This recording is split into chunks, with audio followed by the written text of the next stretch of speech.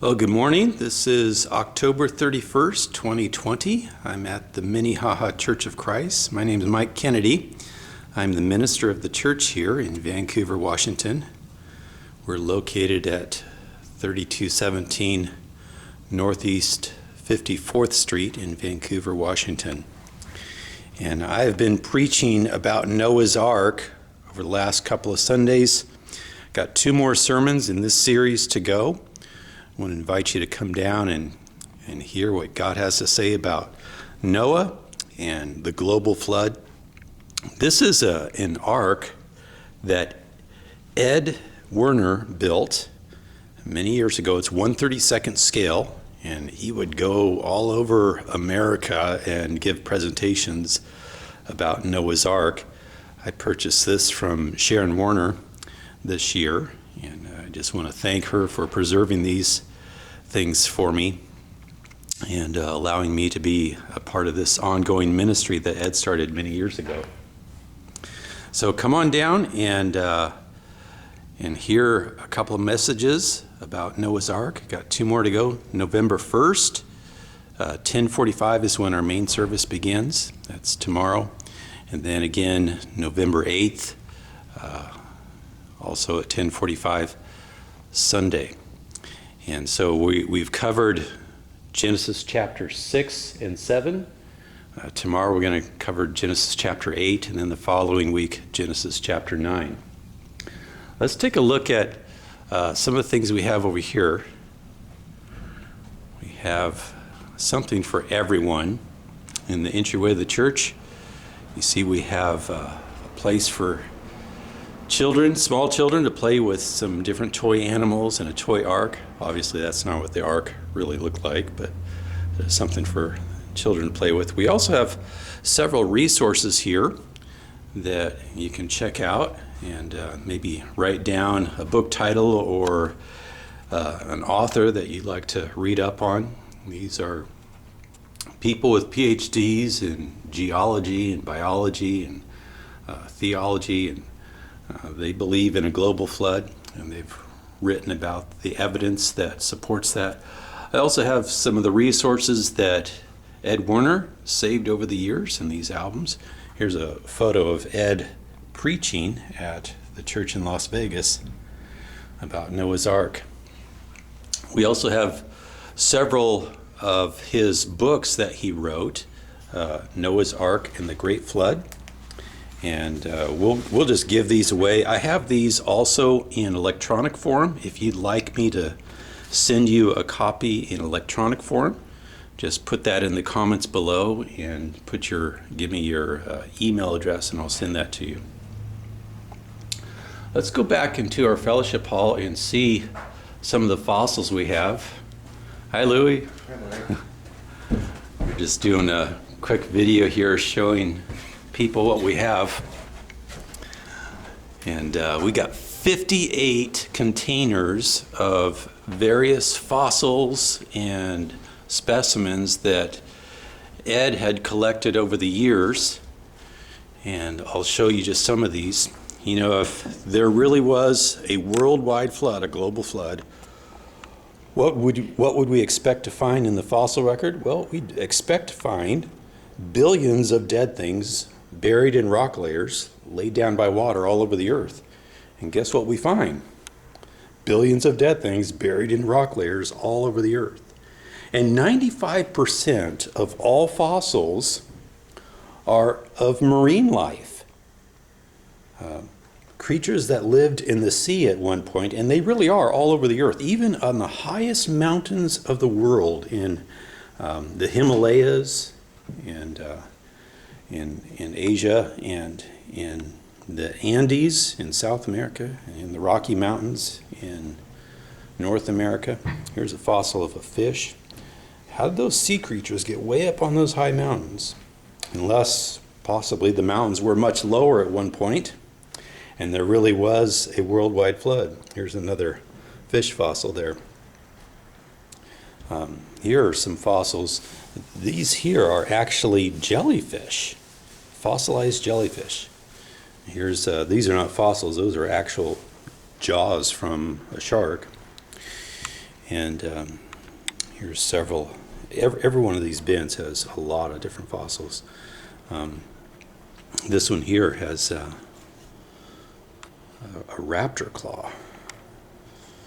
Here's some coral, fossilized coral. We've got a lot of petrified wood. This thing is really heavy. And a lot of trilobites and shark teeth. A lot of those. Of the 5% that are not marine life, a lot of that is plant life. And it's actually a very small percentage that are actually animals, dinosaurs and mammals and that kind of thing. But here is a woolly mammoth hair that's been preserved. And this bone here, this is actually a camel leg. And guess where it was found? In Nevada. I bet you people in Nevada didn't realize you had camels living there at one time. And then here's some more fossilized wood and some seashells and oyster shells. More fossilized wood. You can come down here. We're going to have this up for the next 2 weeks. And if you want to take a closer look at some of these fossils, we've got some great specimens here.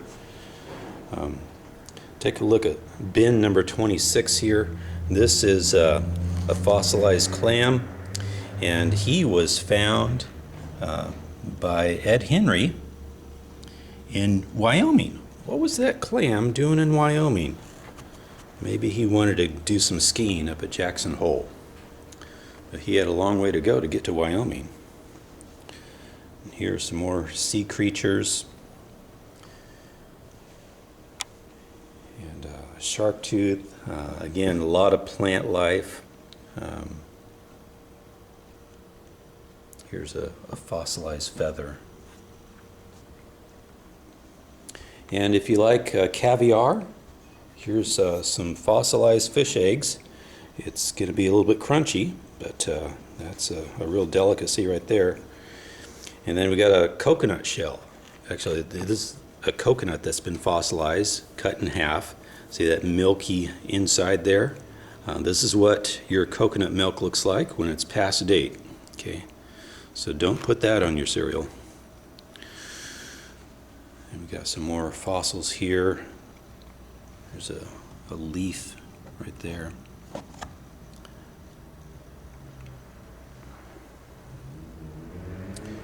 This is bin number 35. And here, look at this guy. This is an oyster.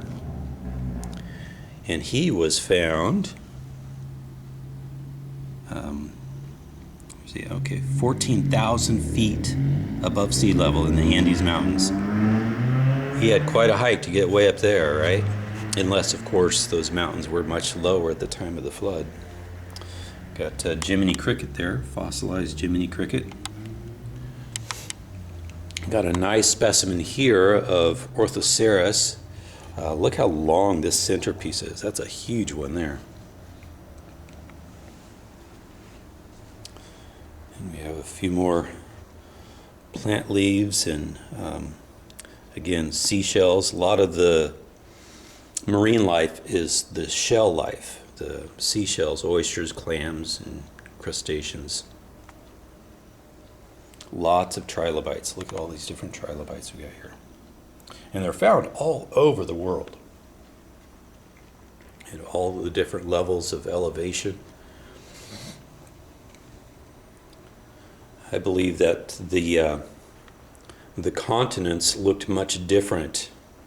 I believe that there was a supercontinent that split apart during the flood, and that rapid plate tectonics explains one of the mechanisms that God used to bring the flood on the earth.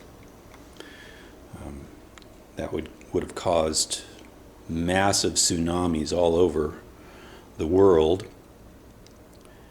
and those tsunamis would have created mega sequences of sedimentary layers laid down one on top of the other rapidly.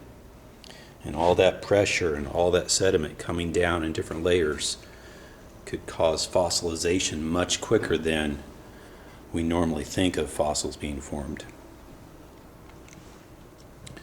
Got a lot of petrified wood in this collection.